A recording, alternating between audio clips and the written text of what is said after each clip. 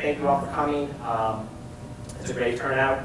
Our speaker tonight is Dr. Marian Morton. She is professor of history emerita at John Carroll University, and she's written a number of books on the history of Cleveland Heights and the history of Northeast Ohio in general. Tonight she's going to be speaking about the several lives of Severance Town Center, 1890 to 2015. So please welcome Marian Morton.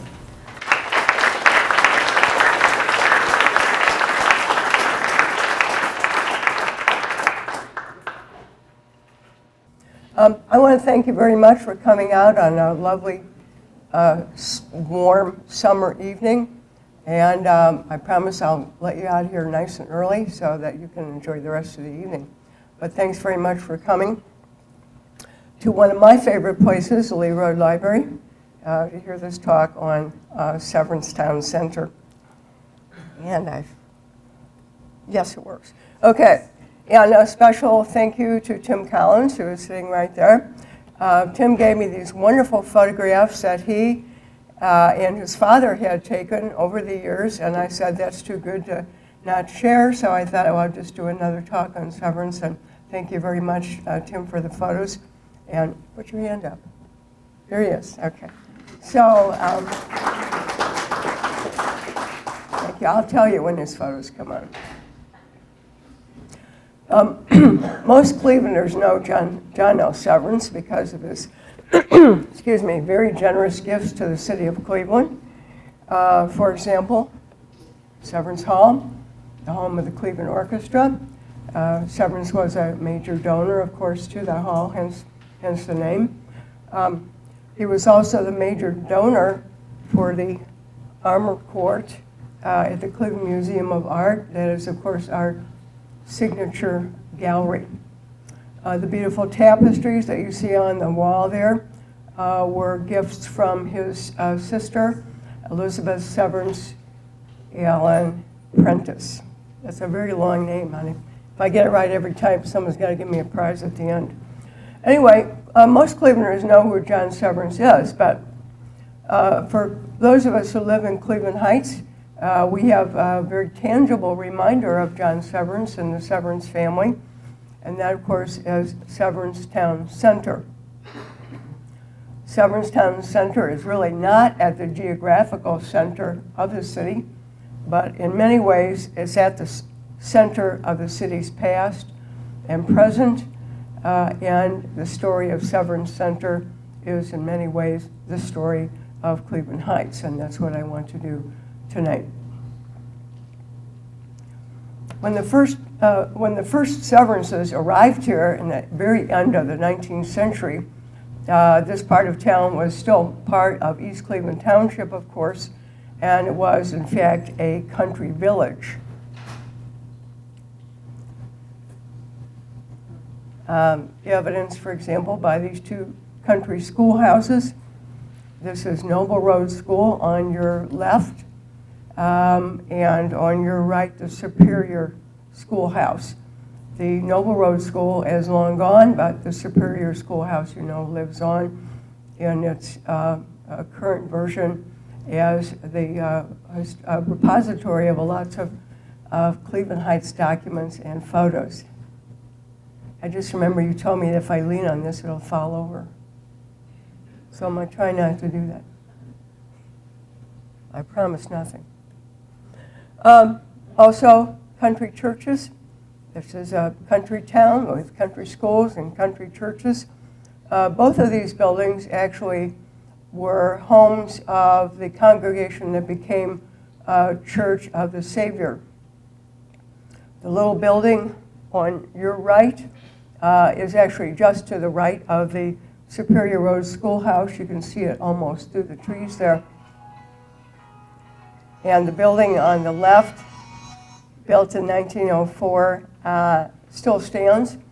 It was the second home of what became the Church of the Savior.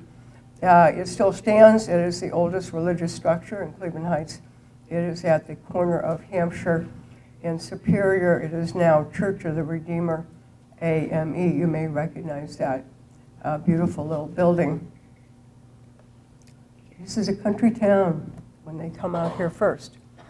And this is where they bought their property first, at the intersection of Mayfield and Taylor Roads. I kind of colored those in, but they didn't show up very well. At the very top left was the property of Dr. Benjamin Milliken. He was the husband of Julia Severance Milliken. And next door was the home of Elizabeth Severance Allen. She was Julia's cousin, and her husband was Dr. Dudley P. Allen.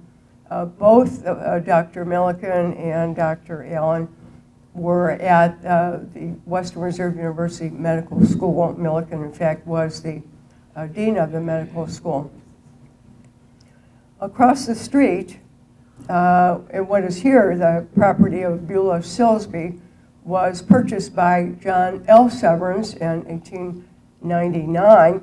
John L. Severance is the brother of Elizabeth Severance and the cousin of Julia Severance. The John L. Severance property was eventually about 240 acres. He is obviously the lead property owner here in the family. The Severance and Milliken families bought these properties as a country getaway. They lived on Euclid Avenue along Millionaires Row. And this was a place where they could literally get away from urban life. Oh good, I made it go backwards, yay. As you can see, and those little X's, those little boxes are buildings. And as you can tell, there's not a whole heck of a lot out here. There's a little cluster of buildings on the Beulah Silsby property, one barn or something on the Milliken property, and that's about it. So this, in fact, was a way to get away from it all. And the Severance family spent weekends, and I suppose parts of the summer out here in the country, where the country churches and the country schools. In 1901, Cleveland Heights separated from East Cleveland Township. And I have that thing on the screen. Maybe it'll go away. When this population was something over 1,500, about 1,500. Huh? There, thank you. Is that going to do that all the time, or that's just a one-time thing? Okay. All right. So the population about 1,500. That's a guess in 1901. By 1910, 2,500 more than, and look at the escalation of population between 1910 and 1920. We became a city in 1921. I said a city. What I should have said was we're in the process of becoming a very affluent suburb, the affluent suburb of Cleveland Heights, where the population continued to rise for the next 3 decades. It became clear to ambitious developers such as Patrick Calhoun that this would be a terrific place up on the heights, far from the maddening crowd and the smoke and congestion of the city, to plan some very upscale allotments, and that's what Calhoun did. Our first major developer, who planned the what we call the Euclid Heights allotment. Euclid Heights allotment is now on the National Register of Historic Places, and one of these years, right, Kara? We're going to get the signs that in the summer, yeah. Anyway, this is a view up overlook. We're standing about at Cedar and Overlook, and we are looking north at the mansions on the overlook, the lead street of Euclid Heights. Across Cedar Road, another enterprising developer created Ambler Heights. We now call that Chestnut Hills development. If you know the neighborhood, you know that it is also full of very elegant homes, developed almost simultaneously with Euclid Heights allotment. One of the things that Calhoun did in order to attract buyers was to build this marvelous Euclid Golf Club. And when Calhoun went belly up, so did the golf club. But nice things happened there on the golf club property. What happened was the Euclid Golf allotment. This is the marvelous stretch of properties that run up Fairmont from Cedar to Coventry, up Fairmont and on the streets that run north and south off of the boulevard. That's also on the National Register, that allotment. Very fancy place we are. Oh, wait. Not so much. Over in my side of town, we're not so fancy as those allotments in the south, but we take pride in the fact that the Severances live nearby. And I love this ad from 1907. Compton Road is the most beautifully situated of all retreats in Mayfield Heights. And notice the underlining, no cheap neighbors. I think that is a reference to the Severances living nearby, or perhaps a reference to the fact that John D. Rockefeller owns the property across Mayfield. No cheap neighbors for us. And sure enough, the Severances do build their great mansions. This is Ben Bray. It is the most modest, actually, of the three Severance family homes. The home of Dr. Benjamin and Julia Severance, Milliken, right exactly at the corner there where the fire station is now. That helps you locate it. This is the big one. This is John L. Severance's mansion, Longwood, situated, as I said, on somewhere between 200 and 240 acres of wooded and meadowed property. John Severance, first engaged Milton Dyer to design the house. Dyer, who also designed Cleveland City Hall, designed a home that was not grand enough for John Severance, so Severance then hired Charles Schweinfurth, the Starchitect, the architect of choice on Cleveland's Millionaires Row, to design this, what was called a baronial mansion for him, 50 rooms. That was should have been grand enough.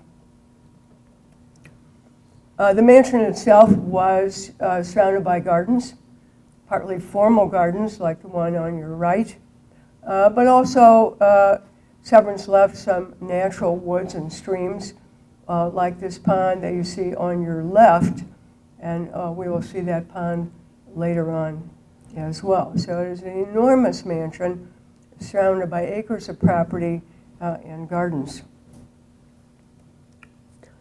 Across the street, his sister, Elizabeth Severance Allen, now married to Francis Prentice, has built Glen Allen,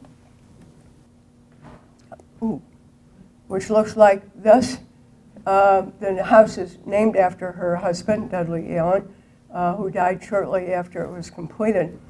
It is a Schweinfurth house, again, finished for the family in 1915.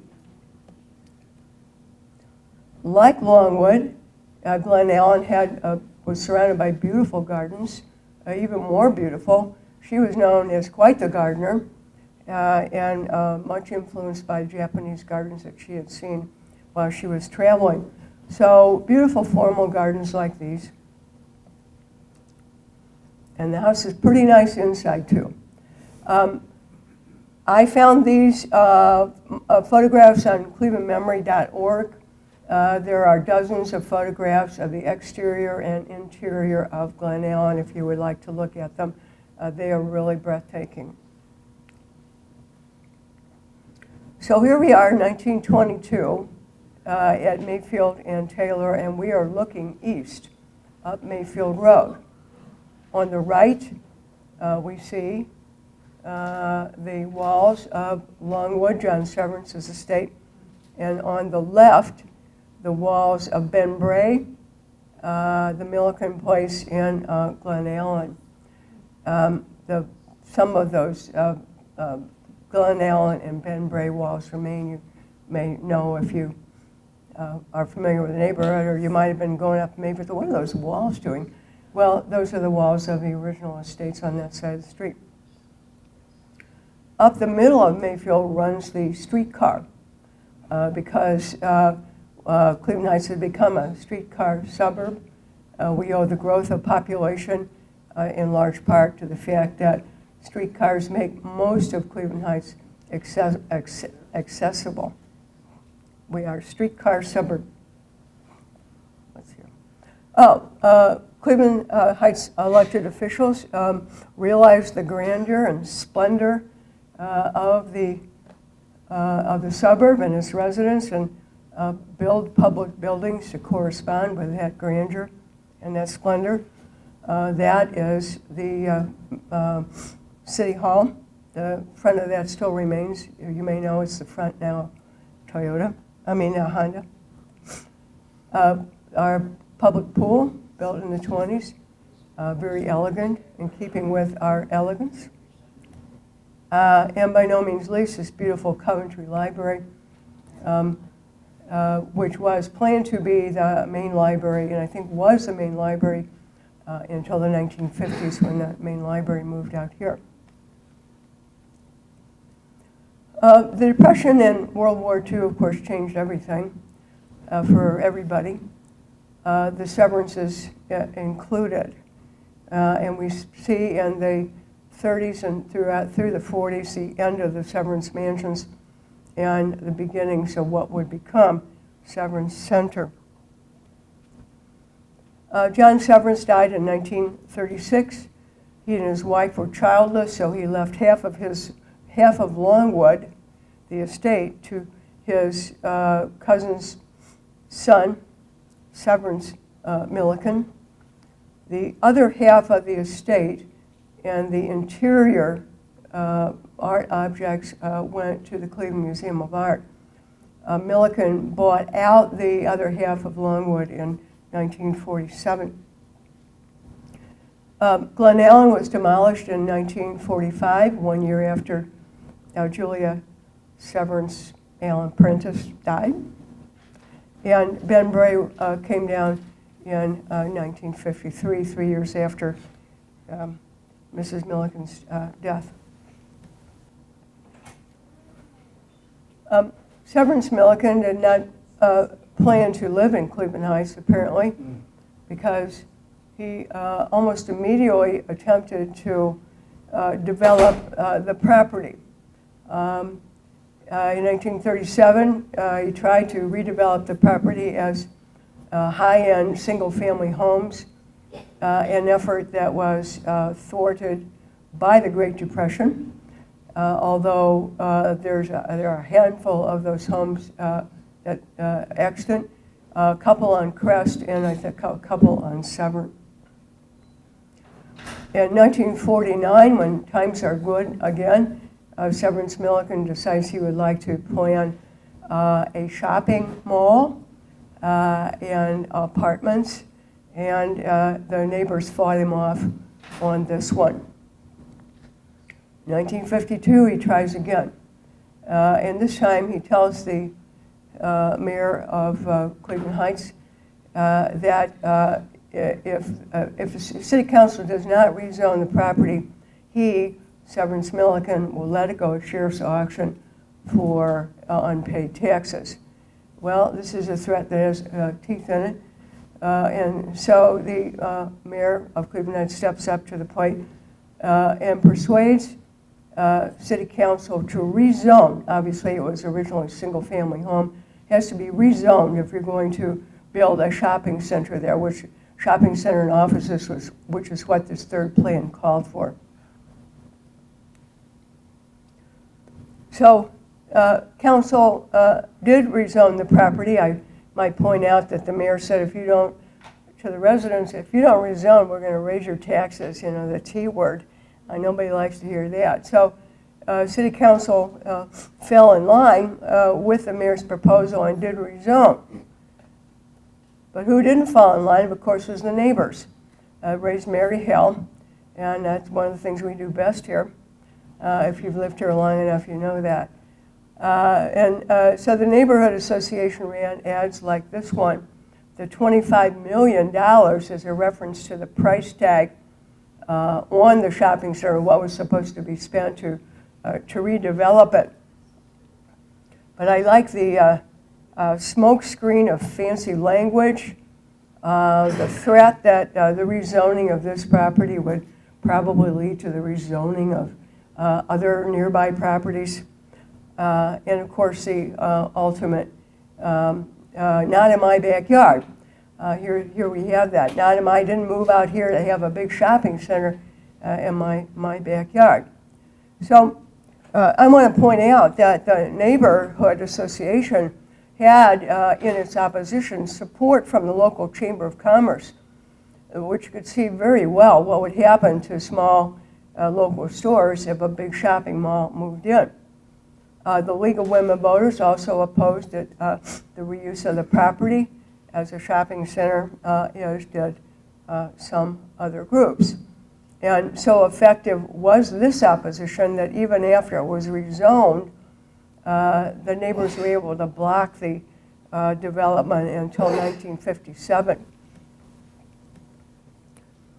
In 1961, the Longwood Mansion came down after the public had been invited to walk through and buy the card moldings and that woodwork and stuff like that.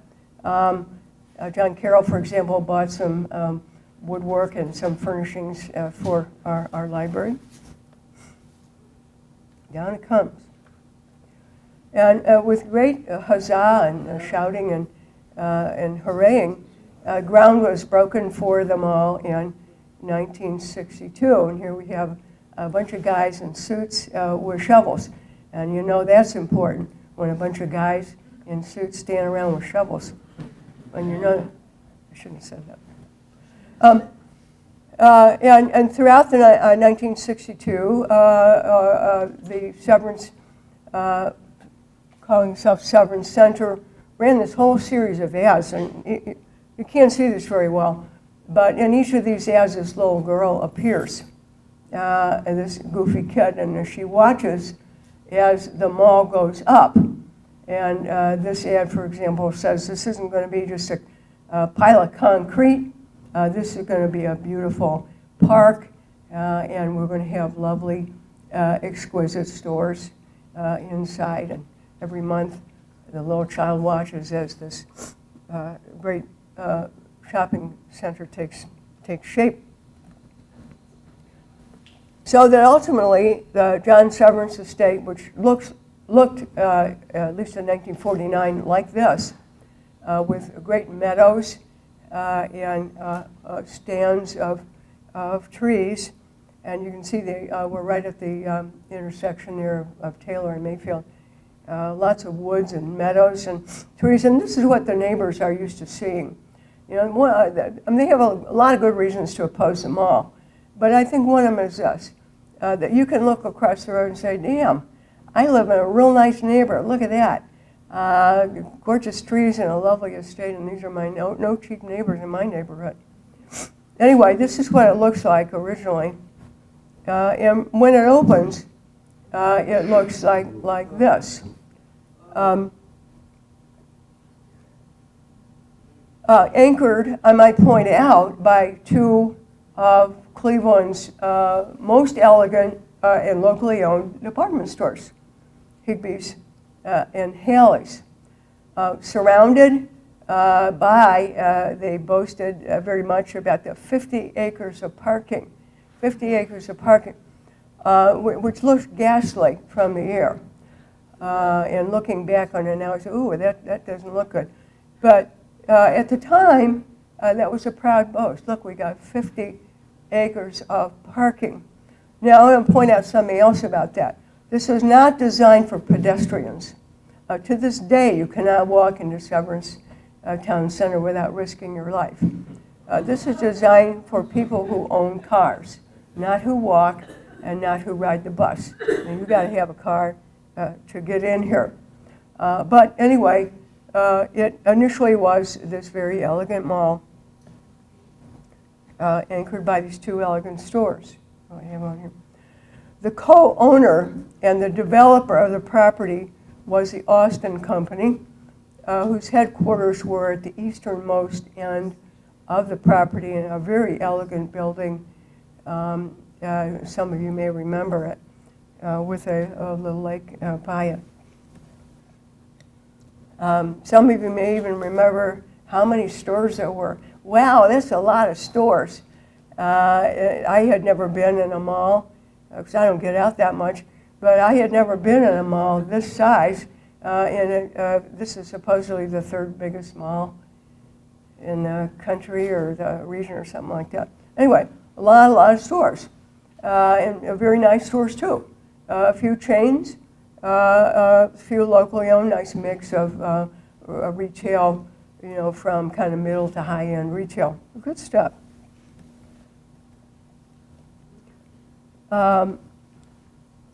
Higbee's, the entrance to Higbee's. These are Tim's photos from now on, pretty much. You remember Higbee's? Well, I never thought I'd be nostalgic for a mall, but that says something about life, doesn't it? Here is one of my very favorite, and this was taken by Tim's father and Dr. Henry, my late neighbor. Really wonderful aerial photo taken in 1969. Yeah, you can see the mall in the center there. See, if I had one of these clickers, I could do that, but I don't even have a remote, let alone a clicker. So in the middle there, you see the mall. In the far distance, you see the lake. You see also the Severance, this is 1969, the Severance Medical Building, which is still there. Kind of on this corner of the mall, I think there's Austin Company headquarters there, and I think the other building that is there is facing Mayfield is an apartment building. No, I'm not sure. But what I want you to notice is that the zoning required that this massive intrusion of commercial property be surrounded by parkland and trees. That was a condition upon which the zoning change was granted. You can't just stick this enormous bunch of concrete and stores into a residential neighborhood. You have to surround it by parkland and trees to preserve something of the neighborhood. Another really nice aerial. In the very front, there at the bottom of the screen, the cluster of buildings on what is now the site of Boulevard School, where there was once an elementary school, the high school, and I think the Board of Ed was there as well. Moving right up, you see the, oh, rats. You see the dome of Park Synagogue, that spectacular dome. And then the mall is to your right there. City Hall has not moved yet. The apartments along Taylor Road have not moved in 1969.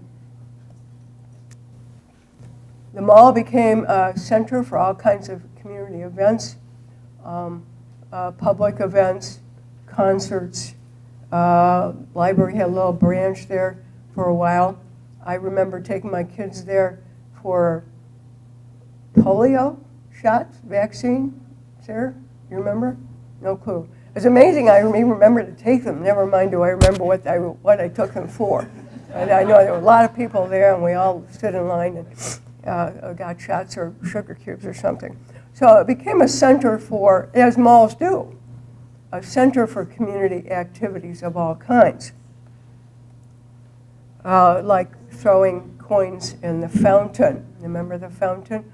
Now, what is it about water? People see water, they have to throw money in. Why is this? I don't understand. But anyway, not all the news is good, because at the mall also gathered some unwelcome folks, the weathermen, a faction of the old Students for Democratic Society, gathered there one December, ran up and down the mall, smashing the windows and terrorizing the patrons. This is not good. This is not good public relations, as you can imagine. But that was the late 60s for you, and I know nobody in this room remembers that far back. The mall was completed and opened in 1963, just when the Cleveland Heights population reached its peak. And then in 1960, the population began to decline and has continued to decline. So that is a smaller population, and it is a different population than it was in 1963. And of course, the mall responds appropriately. It's a different mall for a different clientele. One sign of that change is the JCC, built directly across from the mall in 1960 after the usual screams and yells from the neighbors. This was a very logical place to build the JCC because it was within 2 miles, Federation said, of the 30,000 Jews that lived in Shaker Heights, Cleveland Heights, and University Heights. Down Mayfield, just a little bit away, were 2 very significant Jewish institutions, Temple on the Heights, Montefiore Home. Both have since traveled on to greener pastures. And of course, Park Synagogue, right around the corner. Down Taylor Road, there was then, and there remains, a very significant Orthodox Jewish population with homes and stores and houses of worship. So this is a very logical place for the JCC to be in 1960. In 2005, the JCC decided it was no longer a logical place for them to be, and out they went. Another sign of the times is the founding in 1973 of Heights Community Congress. That founding of that agency is a response to the in-migration to the city of Cleveland Heights of an African American population. An in-migration that creates, as you would expect, friction and racial tension on the street, particularly in the public schools and in the housing market. The goal of HCC was then, and still is, to try to ensure that Cleveland Heights is a suburb in which racial tensions are managed in a peaceful and just way. Founded in 1973, a sign of the changing times. Another sign of the changing times, again, directly across the street from Longwood, is the Heights Emergency Food Center, founded in 1981 by the Heights Interfaith Council. This is a food pantry that serves the very neediest of those among us. It isn't, and it's founded because there are, in 1981, people who need that service. In 1982, Haley's Brothers closed. It had been bought by Marshall Fields, and in 1982, all the Haley's Brothers closed. Haley's Brothers closed. The competition from Beechwood Place Mall is intense. Those of you who know Beechwood Place, which is everybody probably, know that it is an enormous mall, very high-end, very upscale stuff. And it becomes increasingly difficult for Severance Center to compete with that kind of retail. So the owners of Severance Center decide that they will redo it, and they initiate, and these are Tim's photos again, in 1984, the renaissance of Severance Center. There are new stores. Nice photos, Tim, thank you. New movie theaters, you maybe remember the movies. And a new food court. All this new stuff in an effort to compete successfully.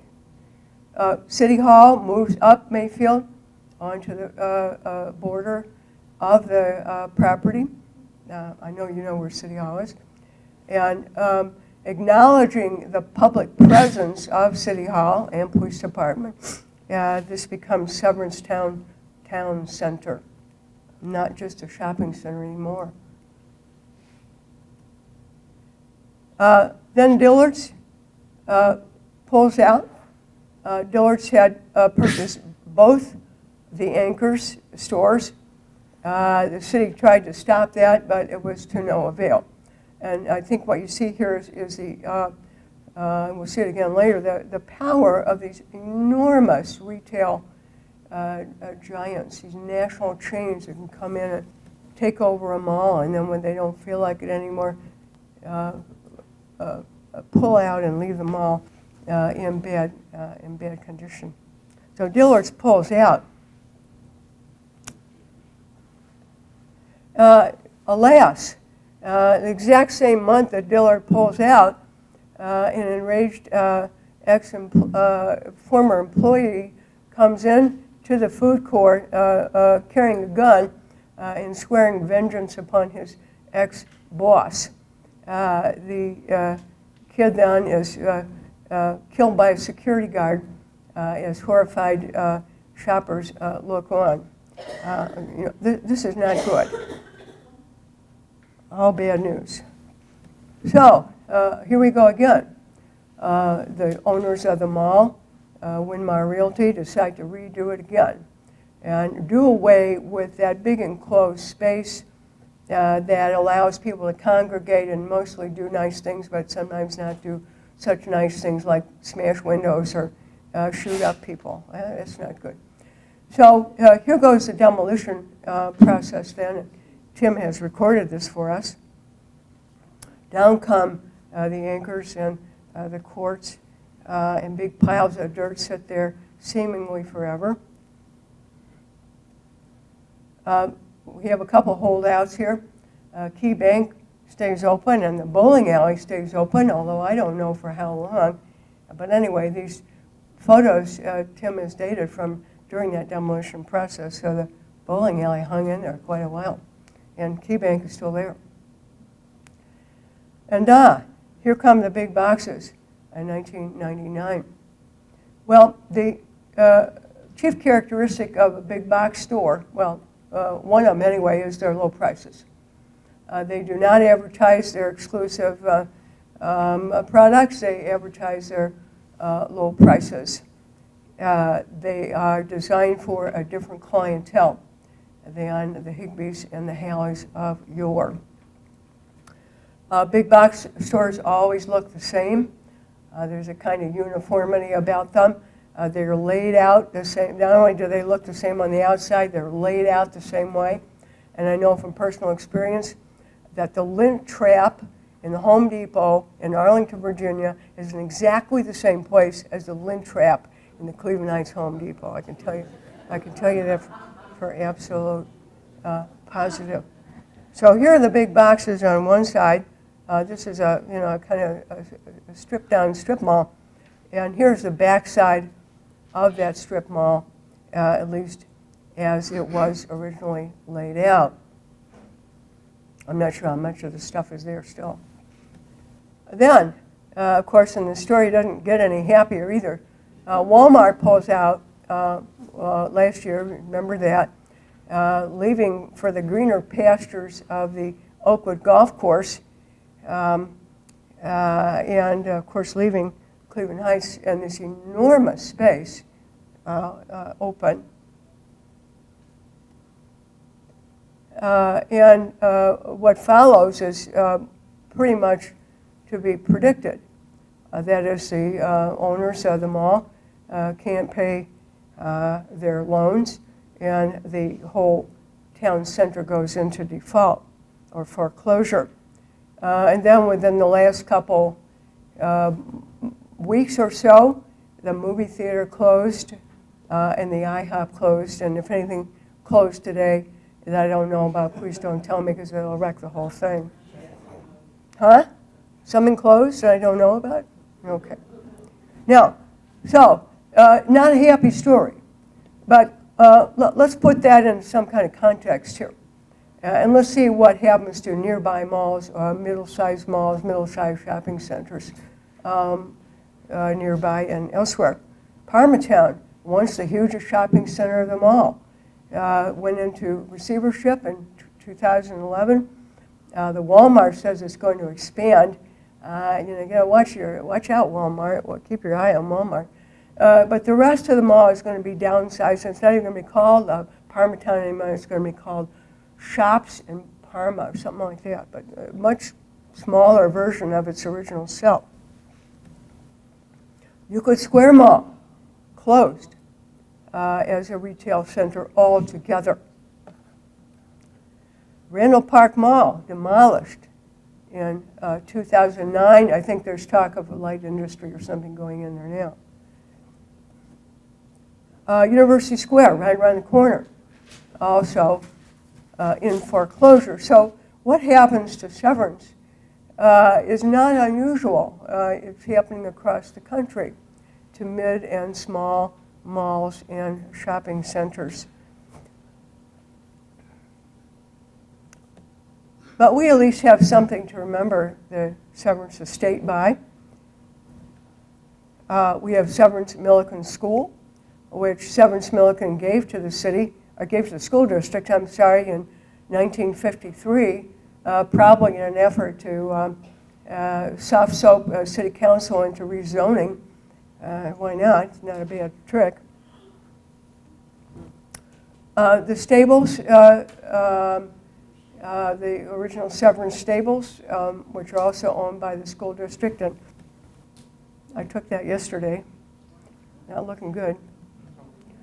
The Severance fountain, which sat for literally decades in the middle of the parking lot, surrounded by concrete, was rescued by the Clevelandites Historical Society with a little help from Cleveland City Council.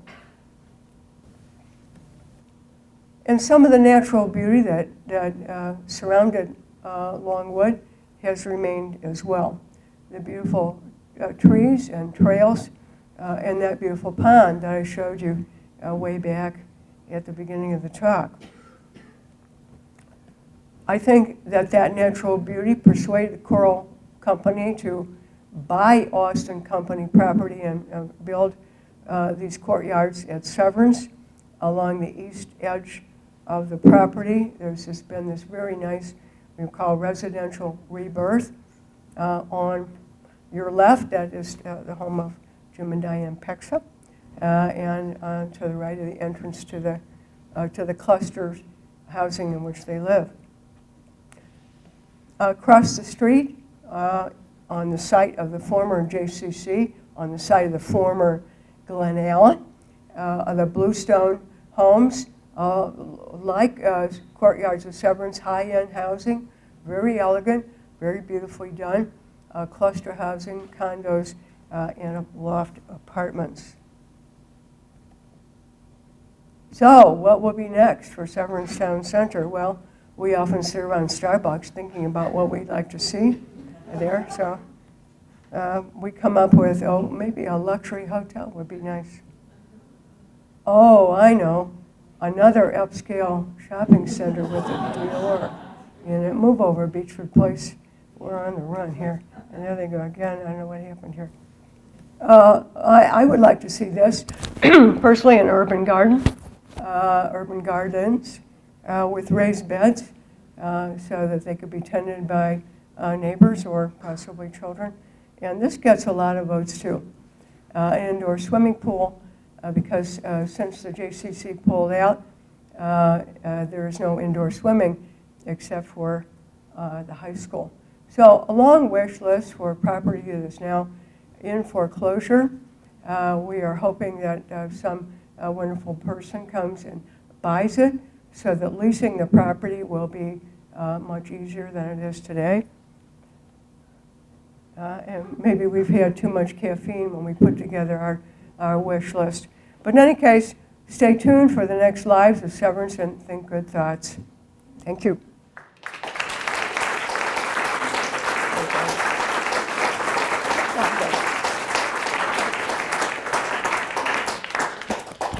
I brought with me the effort to forestall any questions I can't answer.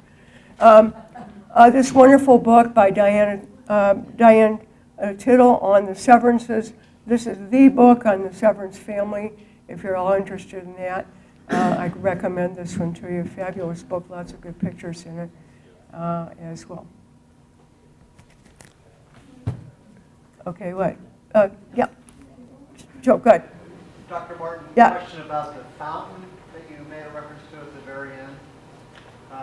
It was in the mall itself? Oh, no. It was outside? Yes.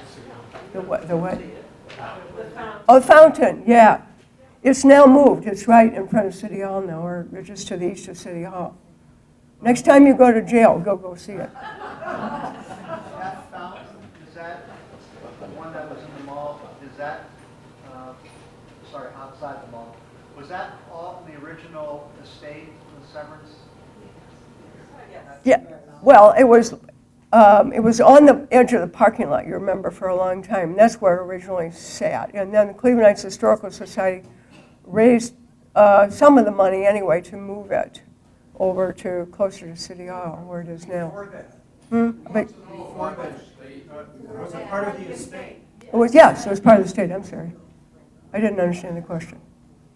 I had a question.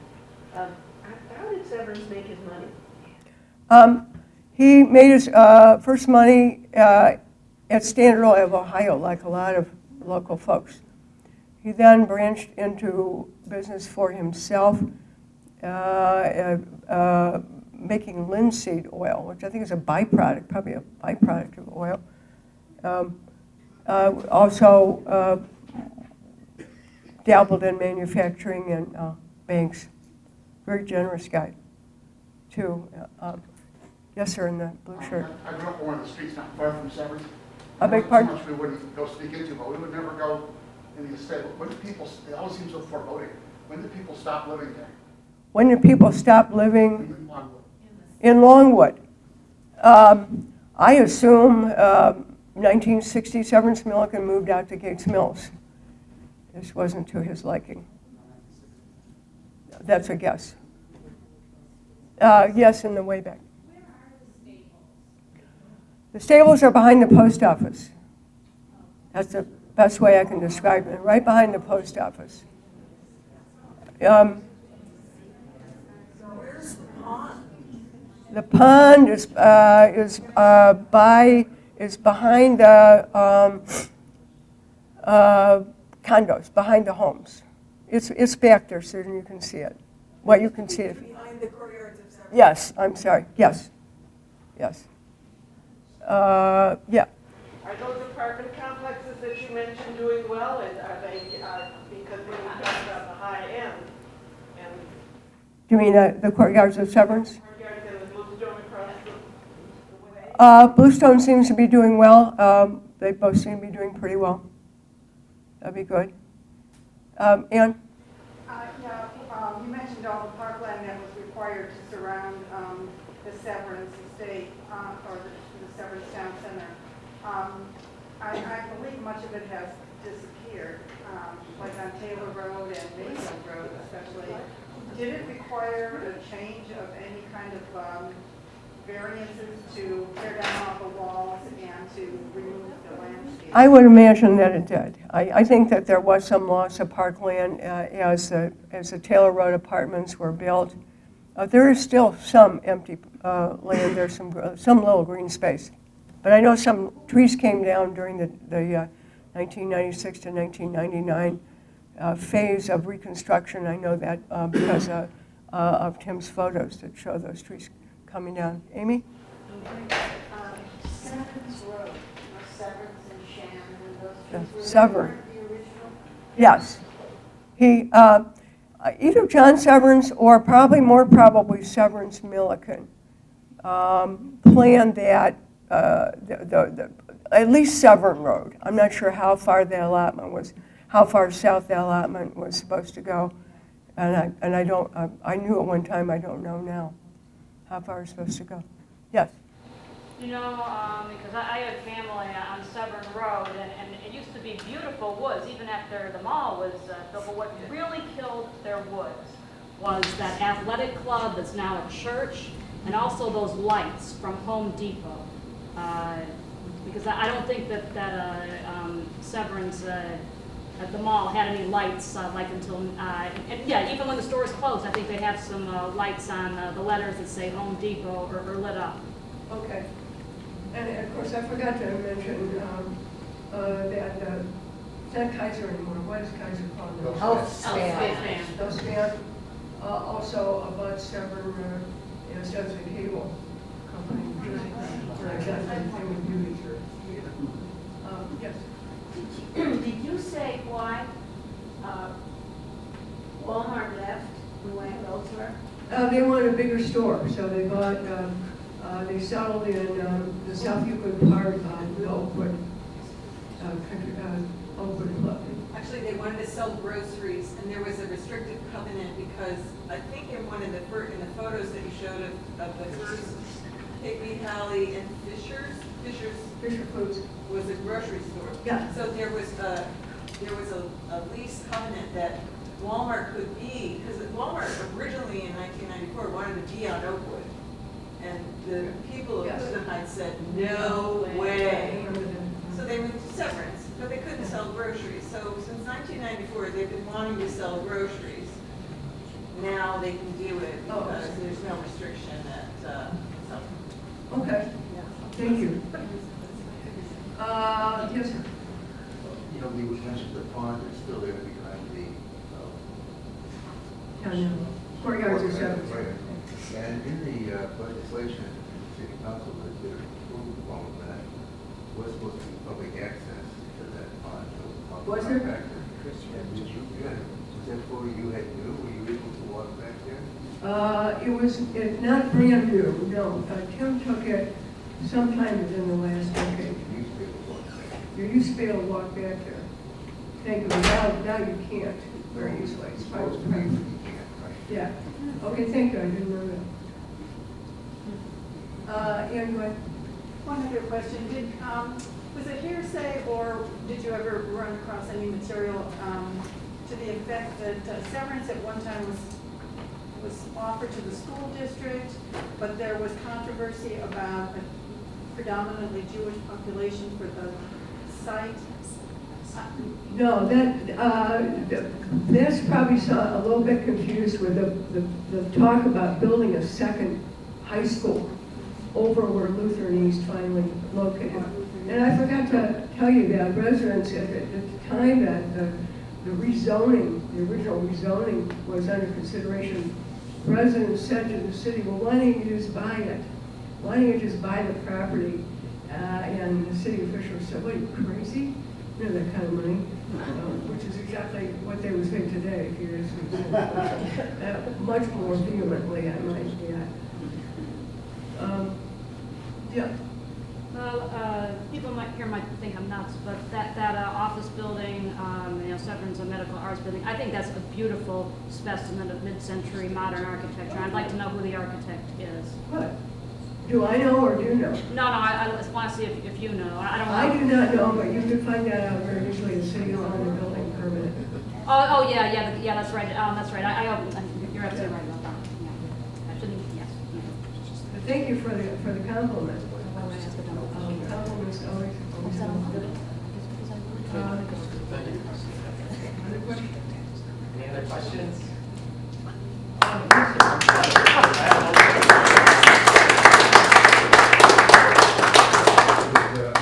That area a historic district designated? No. It's not a historic district. Is there any historic district in through? Oh, yes. Oh, yes. But that's not. No. There are 11 historic districts in Cleveland, and Severance is not one of them. Okay, thank you very much.